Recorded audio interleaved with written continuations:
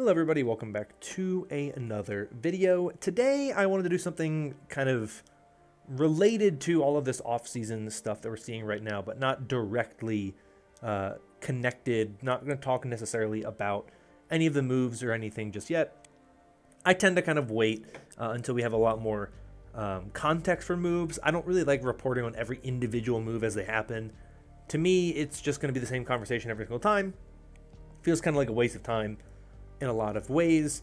So generally speaking, I kind of wait until we have an idea of what our rosters look like, and then I kind of look at the rosters as a whole before I talk about individual moves. But I do want to talk a little bit about something this week, which I think is just kind of on my mind when I look at how teams have kind of constructed their rosters over the past couple of years, and how I think the teams will hopefully move forward going into the 2023 season and the future of Overwatch 2.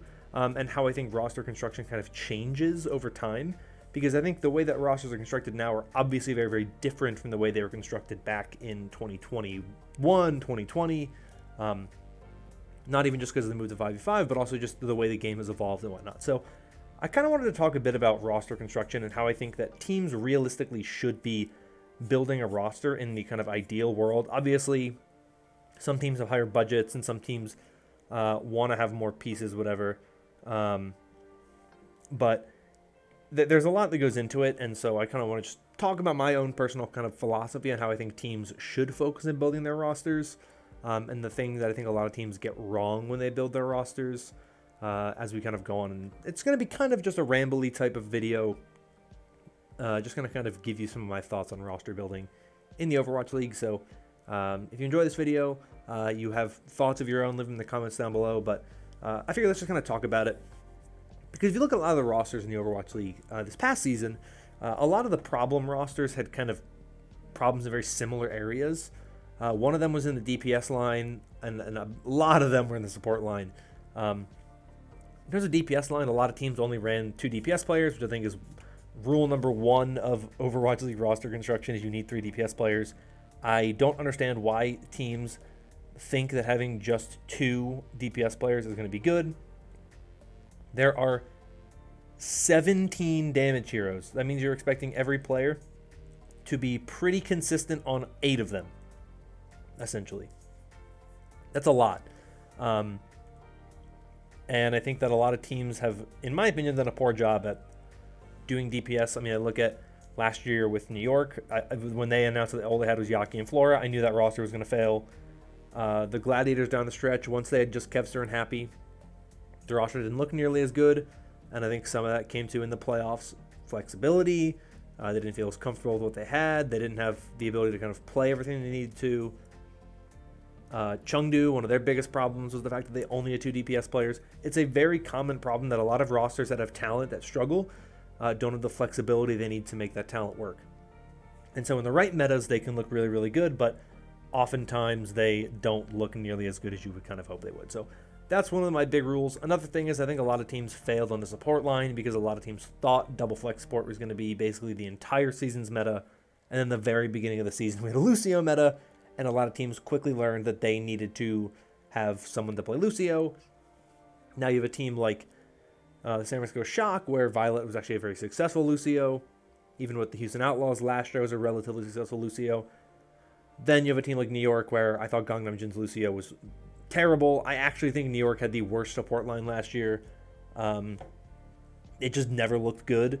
And I think that was one of the areas where they struggled the most, was in that support line. So there's certain areas that I think teams have kind of whiffed on in a lot of instances in the history of the Overwatch League. So I want to talk about kind of what I think a team should do when they try to build their roster, how they should approach constructing a roster. Now, I have never constructed a roster in my life. I am 100% doing this from the outside. I don't know the ins and outs. I don't know how it goes.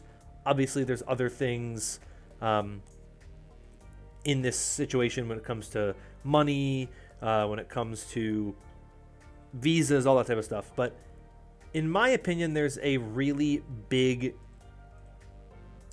there's a few roles and places on a team that I think are really, really important, that are more important than other parts on this on a team, and where I think you should be spending your big money when you're building a roster. And so I kind of want to talk about that and explain that and expand upon that. That's kind of what I think the overall Overwatch League roster meta is, if you will. So in terms of the three things that I think you're spending the most money on, first is tank. I think you need to find a really, really good tank. It doesn't really matter anymore with the move to 5v5 what their specialty is. If they're traditionally a main tank, traditionally an off tank, what are their best heroes? Doesn't really matter. So long as they're flexible enough that they can cover basically all of one category, so either all of the off tanks or all of the main tanks, and they can kind of dip into some of the other areas. So you think of someone like Super, right? He was a main tank. He was good on Rhine. He was good on Winston, Arisa, but he also could play Roadhog at a pretty high level. I think someone like Marvel, who had main tanks. He also could play Sigma. We see that Smurf is pretty good in that regard as well. He played a lot of the main tanks. He also has a pretty good Sigma. We've seen him play Zarya now. So obviously it differs from tank to tank. Some tanks are just really, really flexible. We've seen Hanbin try to flex with some other stuff as well. That to me is kind of your key. I don't really care what you play as your primary thing. Can you play it really, really well? Do you have a very defined set of heroes where you are among the best in the league at those specific heroes? I want you on my team. I want the best possible tank. I want a Hanbin. I want a Fearless. I want a Kaluge. I want players of that caliber who are so good at a specific set of heroes that I don't even have to worry about what they're playing. As long as that group of, if those heroes are meta, I don't even have to worry about who's playing. I know you're going to play, you're that good on those heroes. I think another place where you need to spend big, where you need to get a really, really good player is your flex support. I think flex support's the most important single role in the game at this point in time. I think as the game has evolved, I think the shift kind of started in 2021. I mean, you could argue it started with Jonak when he was the MVP and the way that New York played around him. But I think there's even been further evolutions of the flex support role. And I think Shu in 2021 really was kind of the person who showed how important flex support is. And we've started to see that double flex support metas get kind of common. And it's important to have a really good Zen or a good Bap or a good Ana. Kiriko is super important in this most recent playoff patch. So I think flex support is very important. And I think that you need to get a really good flex support. But the reason why I think you need to spend big money on a flex support in particular is because things like double flex support are really big. You are most likely going to never sub your flex support out, right? Most likely you're going to keep your tank in a lot of the time. And most likely you're going to keep your flex support in because most metas have a flex support. Obviously, something like Lucio Brig is an outlier. And what we saw with the LA Gladiators this past season, they have an excellent flex support in Shu, and they didn't play him in that meta, and they didn't look as good. So I think when you have a really solid flex support player who can give you your Ana, your Zen, your Bap, your Kiriko, your Moira if need be, your Brig, is really the most important hero that they have to learn at that point in time. Can they pull out Brig? If they can play Brig, you're basically fine. That's where you need your big money, because that is a player you don't want to sub out. You want to keep your tank in as often as possible, and you want to keep your flex support in as often as possible. Third spot you want to spend big money is on a DPS player. Of course, that's the only other role. This is where the caveat is a little more interesting, because much like the tank role, I don't really care what type of DPS player it is, whether it's a hit scan player or a projectile player. It doesn't really matter as much. However, I do think that the DPS player that you spend the most money on should be your Tracer Star, which is a really weird caveat to throw out there. I know. I think you need someone who plays Tracer at a pretty high level. I would prefer most teams go with a hit scan player as their star DPS player, because you look at double hit scan gets to be meta more often than, say, double projectile. And then you kind of have someone where you can have your kind of hit scan. I don't think they should be like a hit scan specialist. I think they should be someone who can pull out stuff like Cassidy, Sojourn, Soldier, Ashe if need be. And then you can have someone who's like a dedicated Widow player or a dedicated, hit scan specialist sniper type of player on the bench more often than not. But I think you need someone who can play Tracer to be one of your higher kind of caliber players. And if you look at a lot of the teams around the league that have really good DPS players, like the best DPS players in the league, a lot of them play Tracer. Proper plays Tracer. Kevster plays Tracer. Prophet plays Tracer. Lip plays some Tracer. He Doesn't play as much because Fleta plays a lot of Tracer, but he plays some Tracer. And then a lot of the teams that have kind of a rotating Tracer are usually good, but not great. Think about like the Hangzhou Spark. Shy doesn't really play Tracer. And they would have Pineapple on Tracer. They would have ATVI on Tracer. They would kind of change that up. And sometimes it worked. Other times it didn't really. The Fusion for a long time never really had a great Tracer player. Tracer is such an important hero to Overwatch. She's almost always meta at some point in the season. You need someone who can play Tracer at a high level because a really good Tracer can basically carry you to victory sometimes. And so to me, you need a really solid DPS player who you can rely on to play Tracer whenever you need them. So those to me are the 3 spots you really need to get. Spend big money on a tank, a flex support, and a DPS player that can play Tracer. Then you fill in the rest of your roster from there. You got to get a main support.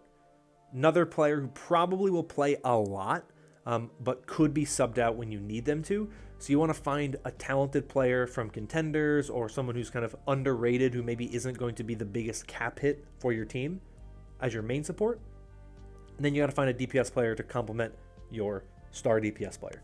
So, if if Yaki's your star, that's someone like, Flora, for example, which I think was a good kind of duo that just didn't have a third piece that they needed. Or if it's, you think like Proper, you had Striker, who was a really good second. Or Pelican and Merit, where those are, Pelican's your star, and Merit was also really, really good. And because of how good that team was around them, they could both kind of play really good, right? So that's kind of what you do for your core 5. Best tank available, star flex support with a good main support, but it doesn't have to be one that breaks the bank.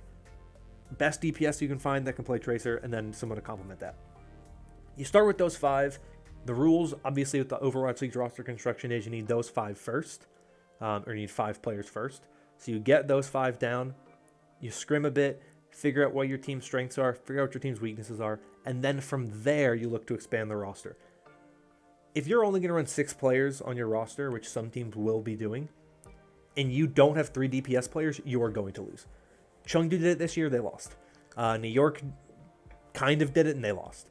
You have to have... I cannot stress enough how important it is that teams have 3 DPS players.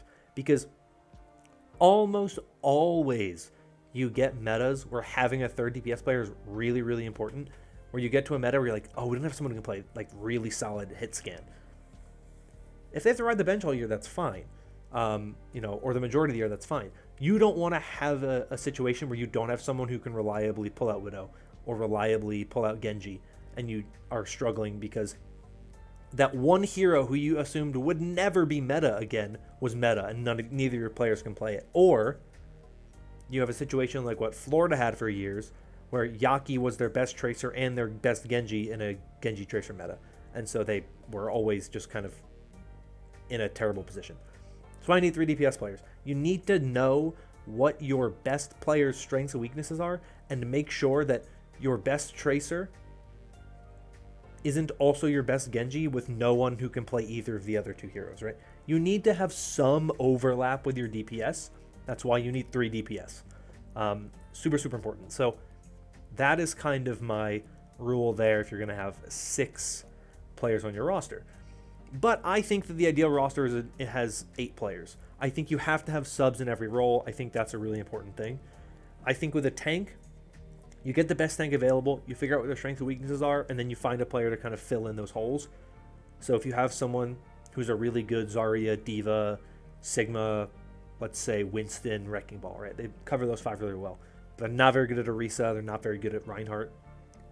You find someone who can play Orisa and Reinhardt at a high level. And maybe they don't play the majority of the season. Maybe they sit on the bench for almost the entire season.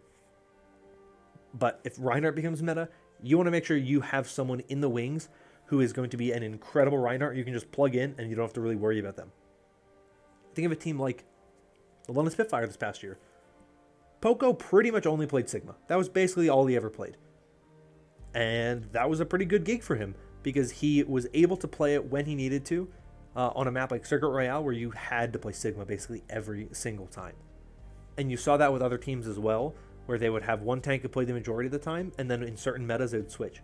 The Dallas Fuel are the perfect example, where they had Hanbin to play Zarya, to play Diva, whatever. And then when Winston became meta in the playoffs, they plugged Fearless right in and they won because they knew that they could rely on Fearless on that specific hero in that specific moment. So I think you should have a second tank who can fill some of those holes for your primary tank player. In the past, there was always this talk that you can't sub out your tank.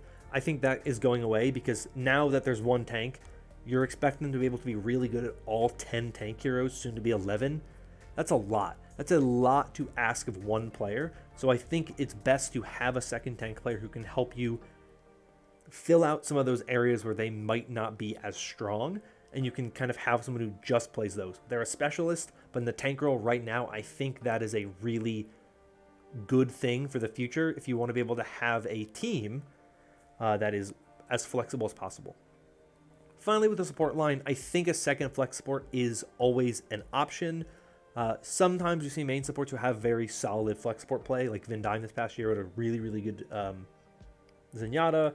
Someone like Lee Jae Gon you think of as someone with a really good Batiste. So we've seen a lot of main supports who can pick up flex support at a pretty high level. And in those types of situations, I don't think it's imperative that you have a second flex DPS player, but I think it's always something that you should keep on kind of on your mind when you look at how metas evolve. It seemed like Florida this past year, they had 2 flag support and a main support, and they all got a pretty good amount of playtime. Where when it was a hard Lucio meta, yeah, they were going to play Animo. But in metas where they needed double flex support, they would play RuPaul and Surmajed, and they looked really, really good. So I kind of view it as there's places you can compromise, and depending on the players, you don't have to go in some of those areas. My number one rule is you need 3 DPS players. Most teams that break that rule lose. It is one of the trends that I follow every single season. How many teams only have 2 DPS players? How well are they going to do? And almost always they don't do well. So just keep that in mind when you are looking at how teams build their rosters this offseason. Look at where they're prioritizing things. Look at who they are seemingly putting their big name value in. Are they going big on flex support? Are they going big on a tank player? What's their DPS situation like? Those are the things that I'm going to be looking out for this offseason. So you might be able to figure out my own opinions on teams just based on those factors alone. That's kind of my thoughts, right? Those are my thoughts on how teams build their rosters, how I think teams should build their rosters. Obviously, like I said, I'm an outsider. This is me watching from the outside. These are my thoughts, my opinions. I'd love to hear from other people what they kind of prioritize, what they value when they look at teams. Because I know some people have very, very different views, and some people take a very different look at teams, and some people, obviously, there are always outliers. Sometimes you have a team that does something different, or maybe they prioritize something else, or they go for a different route, and it works because the talent around them is really good, or the coaching is really, really good, whatever it is. It's kind of, to me, like, you can break the mold a bit. If you break away from the mold too much, you start to have problems. And just because you follow the mold doesn't mean you're going to be, incredible. If you build my ideal roster in terms of how you construct it, but all the players aren't very good, you're not going to be a very good team. So obviously there are factors to consider outside of just what is your player roster count and whatnot. But those types of things I look at, those are the things I'll be paying attention to. So this video is definitely a little more rambly. So if you enjoyed it and want more like it in the future, let me know in the comments down below. And if you enjoyed this video, consider liking and subscribing, as it does help out a lot. Overwatch League off-season is getting into high gear. We're getting a lot of stuff, so I'll have some more Overwatch League content as we go through the off-season, as well as some other Overwatch 2 specific content as well. So that is all from me for today. Thank you so much for watching. Hope you're all staying safe and staying healthy. And until next time, bye-bye.